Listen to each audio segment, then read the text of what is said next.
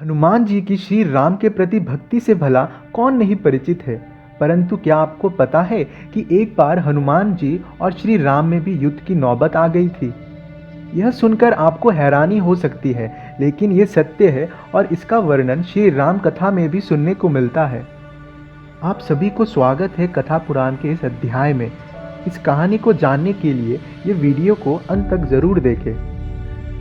उत्तर रामायण के अनुसार अश्वमेध यज्ञ पूर्ण होने के पश्चात भगवान श्री राम ने एक बड़ी सभा का आयोजन कर सभी देवताओं, ऋषि मुनियों और राजाओं को उसमें आमंत्रित किया। सभा में नारद मुनि भी प्रस्तुत थे। नारद मुनि उस सभा में यह सिद्ध करना चाहते थे कि राम का नाम स्वयं भगवान राम से भी बड़ा है। इसे सिद्ध करने हेतु उन्होंने केवरत देश के राजा शूकंद को सभा में ऋषि विश्वामित्र को छोड़ सभी को प्रणाम करने को कहा। सभा खत्म होने के बाद विश्वामित्र श्री राम के पास पहुंच गए और बताया कि उनका अपमान हुआ है। विश्वामित्र श्री राम के गुरु थे और यह बात सुनकर श्री राम ने क्रोध में शूकंद को वध करने का वचन दे दिया। जब यह बात शूकंद को पता चला तो वो नारद मुनि के पास पहुंचे।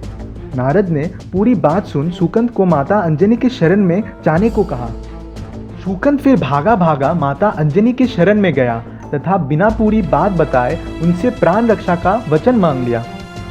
तब माता अंजनी ने हनुमान जी को शूकंद के प्राण रक्षा का आदेश दिया। फिर क्या था, हनुमान जी ने भी श्री राम की सौगंध लेकर वचन दे दिया कि वो शूकंद के प्राण जरूर बचाएगा।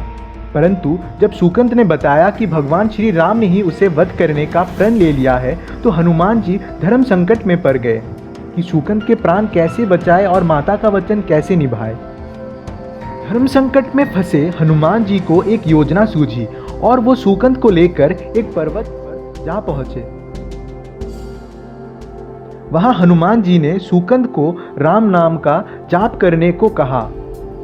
हनुमान जी स्वयं सूक्ष्म रूप में शूकंद के पीछे छिप गए। श्री राम जब शूकंद को ढूंढते हुए पर्वत पे पहुंचे, उन्होंने देखा कि शूकंद राम नाम का जाप कर रहा है और जब भी राम जी शूकंद पे बाण चलाते वो विफल हो जाता।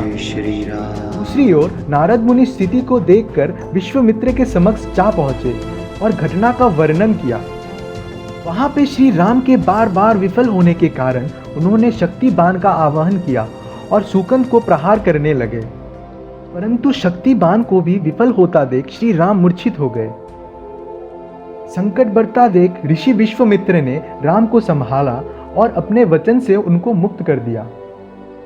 स्थिति के अनुकूल होता देख राजा के पीछे छिपे हनुमान अपने रूप में आ गए और श्री राम के चरणों में आ गिरे और उनसे क्षमा मांगी। राजा शूकंद विश्वामित्र जी से कुछ कहते कि इससे पहले नारद मुनि प्रकट हो गए। उन्होंने सारी घटना कह सुनाई। इस प्रकार हनुमान जी ने राम नाम के सहारे श्री राम को भी हरा दिया। अतः देव ऋषि नारद ने यह सिद्ध कर दिया कि राम नाम स्वयं राम से भी ज्यादा शक्तिशाली है। तो श्रोताओं, आज के इस अध्याय में इतना ही। आशा करता हूँ कि आप सभी को यह प्रसंग पसंद आया होगा। हमें कमेंट्स में ज़रूर बताएं अपनी राय और कथा पुराण को सब्सक्राइब करना ना भूलें ऐसी ही नई नई कहानियों के लिए।